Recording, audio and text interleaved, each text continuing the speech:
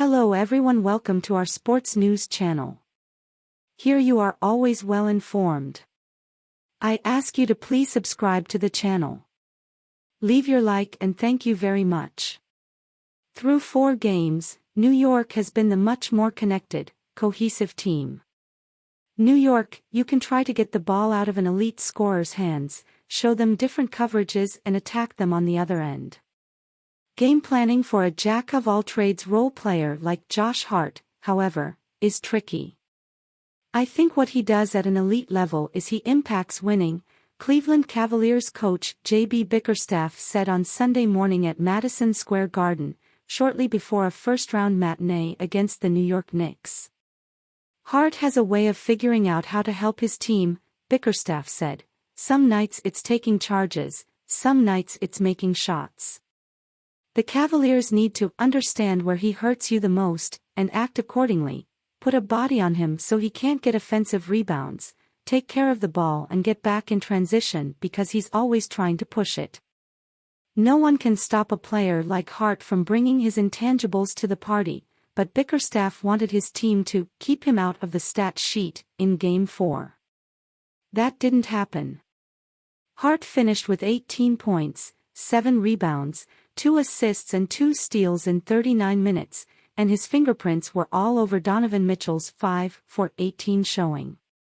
About halfway through the fourth quarter, he grabbed a defensive rebound, then went coast to coast and finished over Jarrett Allen. Minutes later, he bailed out a frenzied possession by hitting a turnaround flip shot just before the shot clock expired, then he grabbed an offensive board and found Jalen Brunson open for a 3.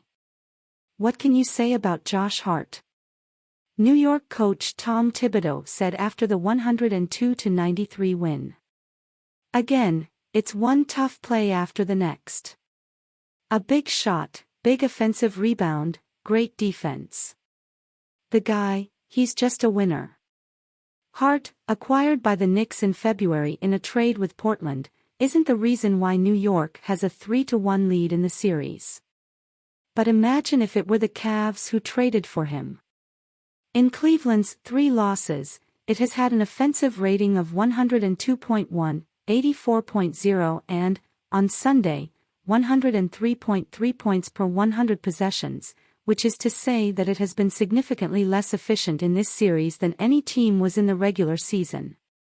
After a Game 3 defeat in which the Cavs became the first team to score fewer than 80 points in a game this season, Bickerstaff stressed the importance of ball movement and getting to the second side.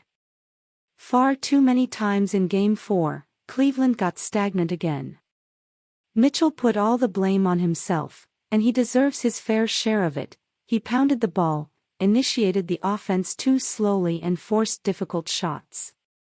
While he can make off-balance, contested pull-ups and step-back threes in isolation, a healthy shot diet can't have too many of them. The 4-time All-Star needs to play more like Darius Garland did. When the Cavs went on an 18-7 run to take the lead early in the third quarter, Garland was forcing the defense to move, making quick decisions and nudging his team toward a faster half-court tempo. But neither Garland nor Mitchell are operating in an ideal offensive environment. Cleveland plays much of every game with both Allen and Evan Mobley on the floor, compromising its spacing, and the Knicks aren't particularly worried about its wings spotting up. Hart, who did an excellent job in navigating screens and pestering Mitchell one-on-one, called limiting Mitchell a full team effort. He can defend aggressively because he knows that there is help behind him and the Cavs don't have shooters all over the court. We want to make him see bodies, close driving lanes and force him into taking tough 2s and step-back 3s and stuff like that, Hart said. Similarly, Cleveland does not want Brunson, who finished with 29 points on 11 for 22 shooting, to get comfortable. It has blitzed him and showed him plenty of defensive attention. The Knicks have seen this coming, and they've done a better job than the Cavs of taking advantage of it. This, Thibodeau said, is a result of everyone being connected together. Everyone has to get to the right spots and then you gotta make the right play and trust the game, trust your reads, Thibodeau said. Don't fight it. Get off it, then move it to the back side and make plays from there. And that's what winning basketball is. New York deserves credit for committing to doing that. It's easier to play winning basketball, though, with lineups that are cohesive at both ends.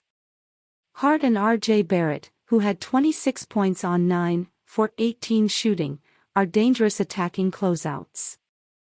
They shot a combined 1 for 10 from three-point range, but were clearly net positives.